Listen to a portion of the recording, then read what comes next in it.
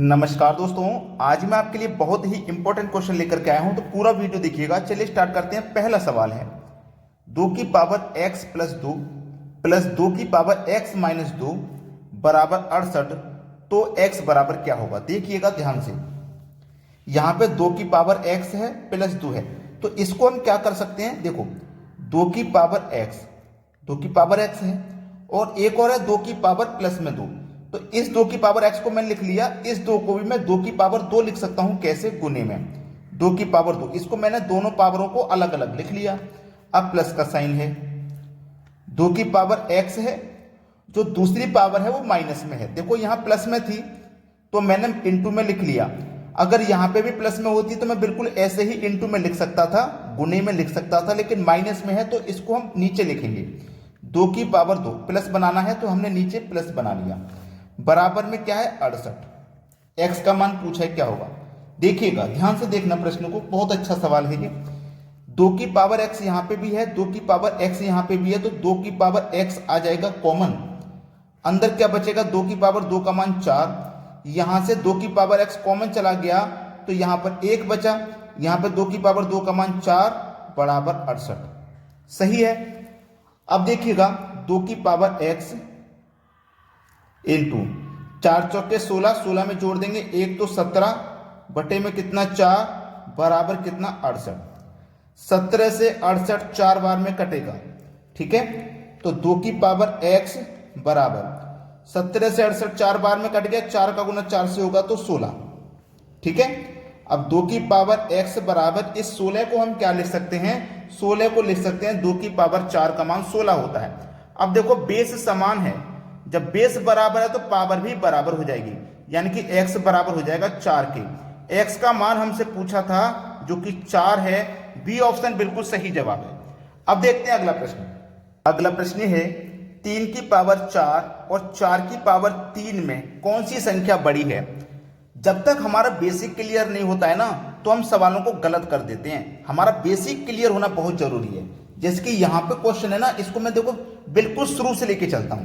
जैसे मान लो मैंने 1 की पावर 2 रखा और 2 की पावर 1 रखा, बिल्कुल सही है ना, बिल्कुल सही है। जैसे यहाँ पे ये वाली संख्या और ये वाली संख्या दूसरी से छोटी है, ऐसे ये वाली संख्या दूसरी से छोटी है, सही है ना, बिल्कुल वैसे ही सवाल है।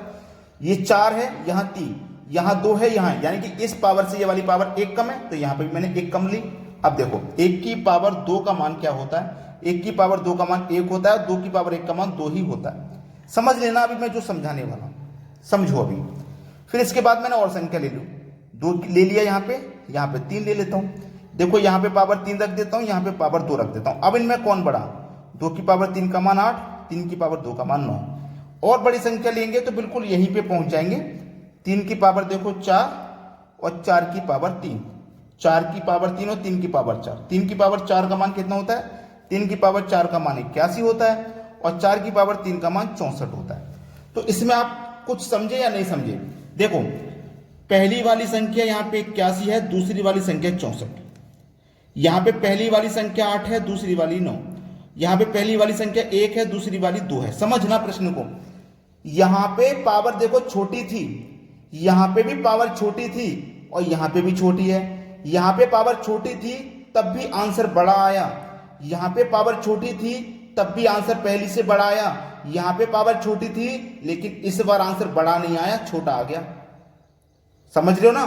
तो जब यहां पे 1 या 2 की बात रहे इस तरीके से, तो केवल यहीं तक ये एक अपवाद है, ये एक अपवाद है।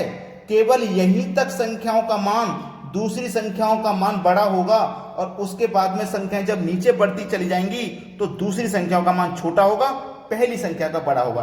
यानी कि जो संख्या छोटी होगी उसका मान बड़ा होगा और जो संख्या बड़ी होगी उसका मान छोटा होगा। बात आसानी से समझ में आ गई है ना। अब देखते हैं अगला सवाल। अगला सवाल है, ये आपको देखो संख्याएं लिखी हुई हैं रूट में, इनमें कौन सी सबसे बड़ी और कौन सबसे छोटी संख्या है ये बताना है। तो ये सवाल तो एग्जाम में आते हैं, आपको मालूम है।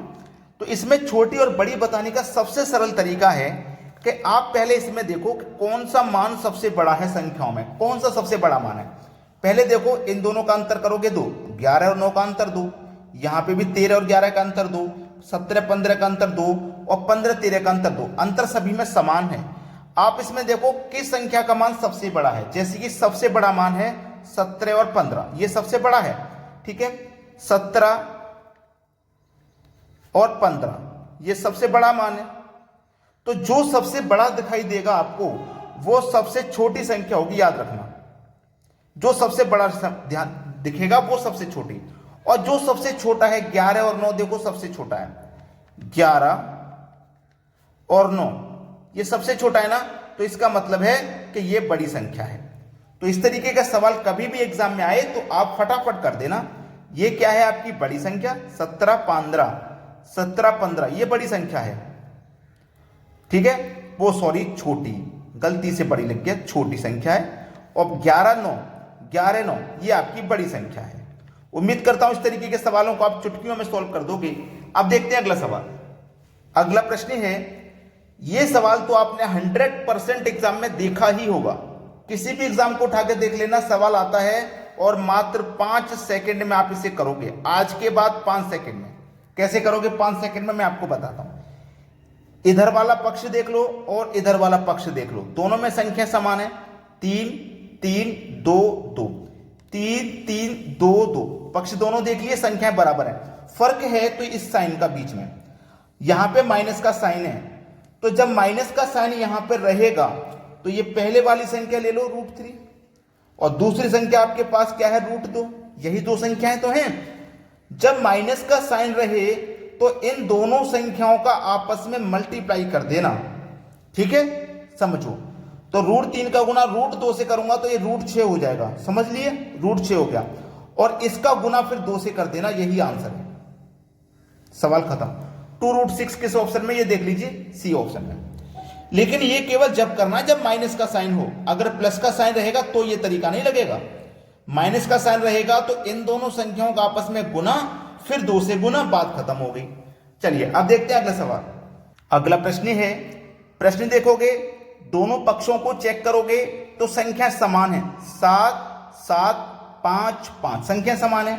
लेकिन जब ये माइनस का साइन रहेगा तो इन दोनों संख्याओं का आपस में गुना करेंगे आप, यानी कि √7 गुने √5, दोनों का गुना करोगे, 7 पंजे 35, यानी कि √35 हो गया, फिर इसका गुना 2 से करोगे, सवाल खत्म हो गया।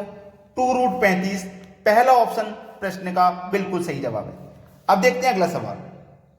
अगला सवाल है, इस प्रश्न को देखेंगे तो आपको यहां प्लस का साइन नजर आएगा। अभी तक आपने माइनस वाला चेक किया था, प्रश्न को सीखा माइनस वाला, लेकिन अब प्लस वाला आ गया। जब प्लस वाला आ गया ना तो 5 सेकंड भी नहीं लगेंगी, पेन और पेपर की भी जरूरत नहीं पड़ेगी। दोनों पक्षों को देखा आपने, संख्याएं समान हैं, बस दोनों संख्याओं को जोड़ दो। संख्या यहां पे 7, यहां पे 5, बिना स्क्वायर रूट के जोड़ना है, 7 और 5 12, सवाल खत्म हो गया भाई। ये आपका आंसर हो जाएगा जब यहां पे प्लस का साइन होगा। अब देखते हैं अगला सवाल। अगला प्रश्न है, यहां पे देखो, दोनों पक्षों को चेक करो, संख्याएं बराबर हैं और प्लस का साइन है, तो क्या करना है, पिछले ही क्वेश्चन में बताया था।